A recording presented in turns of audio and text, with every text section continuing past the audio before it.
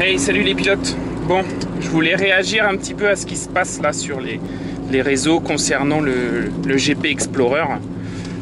J'ai pas pu voir en direct, mais j'ai revu une rediffusion. Et j'ai été au Classic Day qui avait lieu au Mans au mois d'avril dernier. Donc voilà, ayant déjà vu le circuit et essayé le circuit, ça m'a donné envie d'y retourner. Bien sûr, ça m'a bien chauffé parce que l'événement au final il était pas mal filmé, comme on peut voir de la Formule 1 depuis déjà des années sur la télé. Mais c'est surtout que l'événement lui-même il transmet bien l'émotion que les gens ont à travers cette expérience, parce que contrairement à la télé où on transmet une bagarre entre des pilotes professionnels, là, il faut bien remettre dans le contexte qu'on est sur une diffusion de pilotes amateurs dont la passion, il y en a qui ont de la passion avec l'automobile et d'autres qui sont là, juste là pour faire le show en fait. Ou qui ont des viewers, donc qui savent que ça va amener du monde pour suivre un petit peu l'expérience, quoi.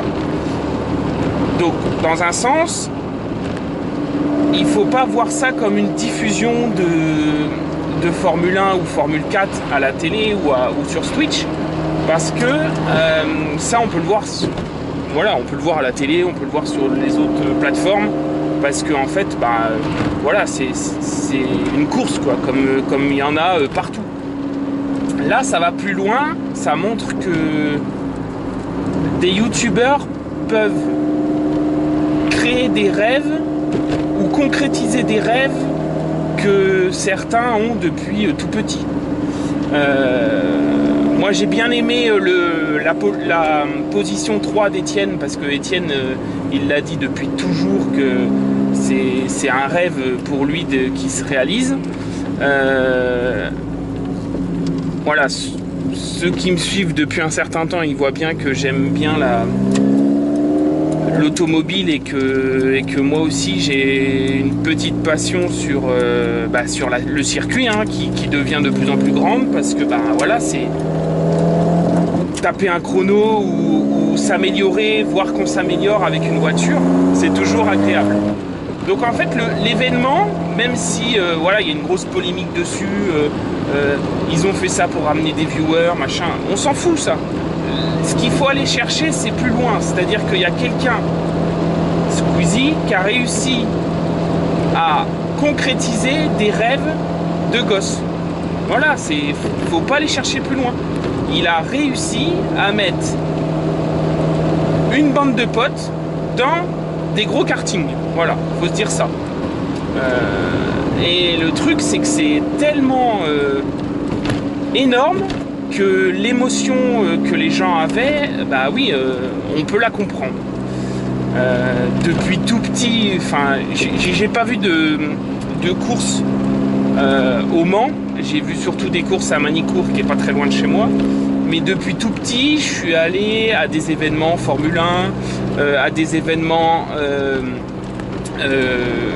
je sais plus le nom exact, de Chavannes, il courait à l'époque en Mégane. Voilà, c'est du touring. Voilà, après ces événements-là, quand on se déplace pour voir ces événements-là, faut pas s'attendre à grand-chose. Tu vois mieux la course quand tu es chez toi avec la rediffusion. Tu vois toutes les attaques à différents points du circuit. Quand tu es sur place à un point précis, tu vois que les voitures passer. Alors certes, il y a un point qui est super intéressant au Mans, c'est la tribune qui est du côté avant le merde, je cherche mes mots. Il y a la chicane avant le Dunlop là, et c'est ici qu'il faut se mettre intérieur du circuit, et tout en haut des gradins, ce que tu peux voir les F4 ou les véhicules qui passent de l'autre côté sur le virage intérieur. Il y a cette partie là qui est vachement bien, et puis il y a la partie de l'autre côté où il y a t'arrives avant le pont là, et c'est marqué, et il y a un pif paf avant d'arriver à la fin du circuit. Enfin, je vous mettrai un extrait où moi, là, j'ai dépassé la Porsche la dernière fois. Je vous mets un extrait d'ailleurs.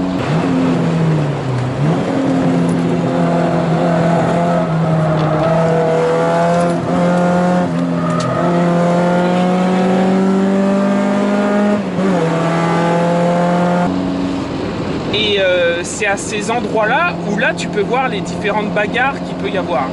Mais quand on va à un événement comme ça, faut pas s'attendre à suivre la course de A à Z. Tu la suis pas. Tu t'imprègnes des bruits de moteur, mais tu peux pas suivre complètement l'événement, quoi. Donc voilà, il y a plein de polémiques par rapport à ça. On n'avait pas les infos, machin. Certes, le circuit, à certains endroits du circuit, déjà au mois d'avril, il y avait des haut-parleurs qui grésillaient. Enfin voilà, ça c'est autre chose. Ça c'est de la technique. Si les gens ils n'ont pas remis les haut-parleurs comme il fallait ou retiré les câbles pour que le son soit pas saturé ou machin, j'en sais rien. Je suis pas là-dedans, mais il faut absolument que l'événement soit organisé d'une certaine façon pour que tout se passe bien. Il y a des accès qui ont été refusés, machin, ce qui est normal. Attendez, vous rendez même pas compte, il y avait 40 000 personnes, c'est énorme. Même nous, quand on fait les classiques day, on est inscrit, je crois qu'il y a 1500 voitures, plus après les visiteurs, je crois qu'on dépasse même pas les 10 000 personnes. Donc déjà là, il y a beaucoup de monde dans l'événement. Donc il y a 1500 personnes à l'intérieur avec leur voiture dans l'enceinte du circuit, plus les visiteurs. Mais là, vous étiez 40 000 personnes à pied. C'est énorme. Enfin, vous vous rendez pas compte, c'est incroyable ce que ça peut déplacer comme personne pour ce type d'événement. Mais voilà, tout ce que je voulais dire surtout, c'est que le projet en lui-même, il est énorme. C'est quelqu'un qui a réussi à développer un rêve et le concrétiser. Ça, c'est incroyable. Après, voilà, si Lucas, tu vois ça, j'aimerais bien te soumettre quelques petites idées pour les prochaines éditions, si jamais t'en fais. Là, voilà, il y avait 22 pilotes. Il y a eu des crashs, surtout entre Xari et Pierre. Un petit crash qui n'est pas forcément très grave, mais voilà, qui stoppe leur course. Mais si jamais tu veux refaire une édition comme ça, renouvelle tes pilotes et pourquoi pas enlever les chronos les moins bons pour améliorer renouveler un petit peu les personnes. C'est-à-dire que tu enlèves les personnes, les 4-5 personnes qui ont allez, on va dire 7, ça t'en laisse 15. T'en renouvelles 7 et dans les 7 bah, tu prends des pilotes que tu peux voir soit des jeunes youtubeurs. Moi je pense surtout à Thomas des Petites Sportives qui a un super bon coup de volant. Lui il va aller loin, ce jeune. Enfin il fait pas du tout de course, mais en tout cas il a un super bon coup de volant. Donc voilà, si tu arrives à renouveler ta partie de pilote, c'est-à-dire tu gardes les 15 meilleurs chronos, on parle pas du tout des sorties de piste et des casses. Xari et Pierre, ok, il y a eu une erreur, mais si leur chrono était bon, faut les garder, quoi. Donc on sort les 7 autres par rapport aux 15 tours. Donc sur les 15 tours, on prend les 15 meilleurs chronos de chaque pilote, et sur ces 15 meilleurs chronos, tu sors les 7 moins bons, et tu renouvelles comme ça avec 7 autres pilotes qui soit font du YouTube auto, soit font autre chose, mais qui permet de renouveler l'équipe totale, et puis pouvoir avoir un nouvel engouement, des nouvelles personnes qui arrivent sur la chose et tout. Après, qu'il y ait autant de personnes sur place, moi perso je suis pas convaincu, parce que déjà le circuit est pas très grand, tu mets 40 000 personnes au même endroit. Enfin, voilà, c'était à faire une fois, mais il faut les trier sur la volée. Faut t'en mettre, je dirais, 20 000 points barre, quoi.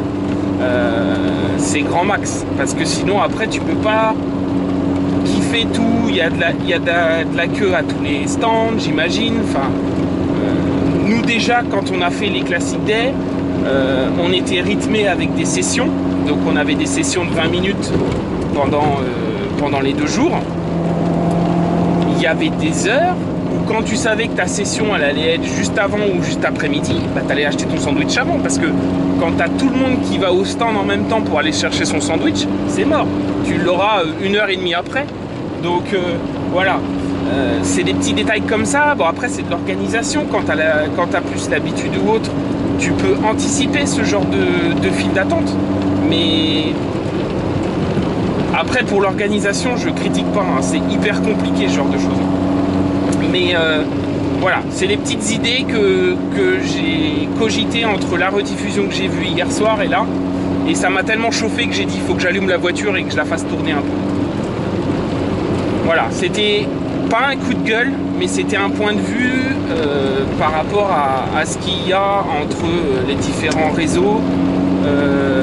Tout ce qui se dit, il y en a beaucoup qui disent du mauvais, quoi, du négatif. Moi je trouve que c'est incroyable ce qui a été fait. Et puis certes, bah oui, c'est des petites F4, c'est comme des Formule 1, mais ça on peut le voir à la télé, certes. Mais là, il y a eu une émotion qui a été transmise derrière. Moi perso, enfin, on est tous pareils, on a à peu près tous le même âge.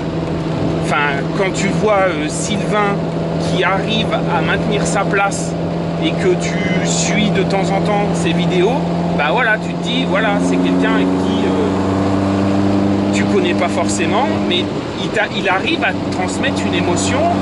Tu vois la bagarre qui se passe, Étienne derrière qui dit, bah voilà, moi j'avais pas forcément le même niveau, mais je suis resté derrière pour essayer d'assurer ma place.